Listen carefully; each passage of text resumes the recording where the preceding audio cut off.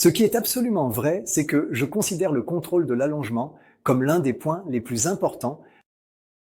Si vous avez un contrôle qui n'est pas réalisable avec l'ISKD, le Fitbone ou le Précise, dans une exécution vraiment précise, on ne peut jamais dire combien de temps la force a été couplée, ici ou là, combien de temps le moteur a fonctionné, quelle distance il a parcouru.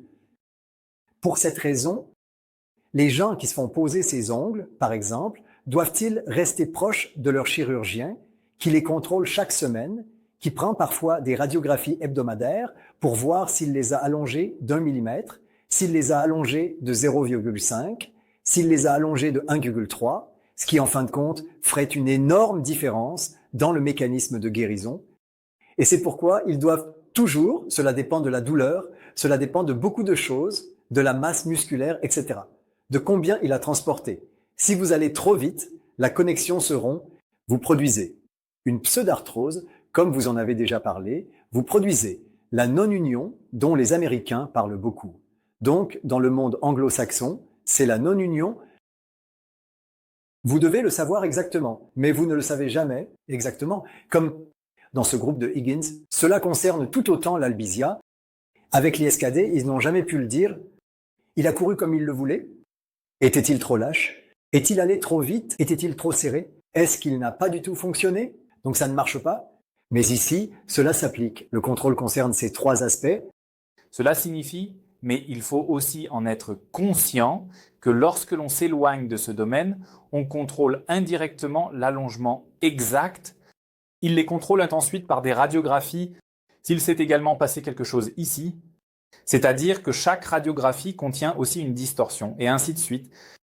Cela signifie ce qui a été allongé à la fin, vous le contrôlez indirectement à travers une série de radiographies, ce qui n'est pas du tout nécessaire dans ce groupe. Les radiographies dans ce groupe sont nécessaires pour jeter un œil, de temps en temps, pour vérifier si tout va bien. Pour le plaisir du patient, il voit, j'ai déjà autant de distance. Et à la fin, encore une fois, pour conclure, s'il l'a bien fait, c'est un match nul. Exactement, c'était ça. Il n'est pas prévu de contrôler si et dans quelle mesure une extension a été effectuée. Cela ne sert pas à contrôler le système et c'est absolument nécessaire dans ce cas. Sinon, vous risquez de devoir faire une transition prématurée ou de produire une pseudarthrose, une non-union. Et il y a encore d'autres choses à ajouter. C'est aussi un aspect de l'exposition aux radiations. Une radiographie n'entraîne pas une exposition extrême aux radiations, mais c'est la somme qui compte. Et c'est aussi une question de coût. Chaque radiographie coûte de l'argent et ils ont encore besoin d'un ordre. Ils doivent aller chez le radiologue, ils doivent faire l'image, ils doivent la faire analyser. Ce n'est pas nécessaire ici.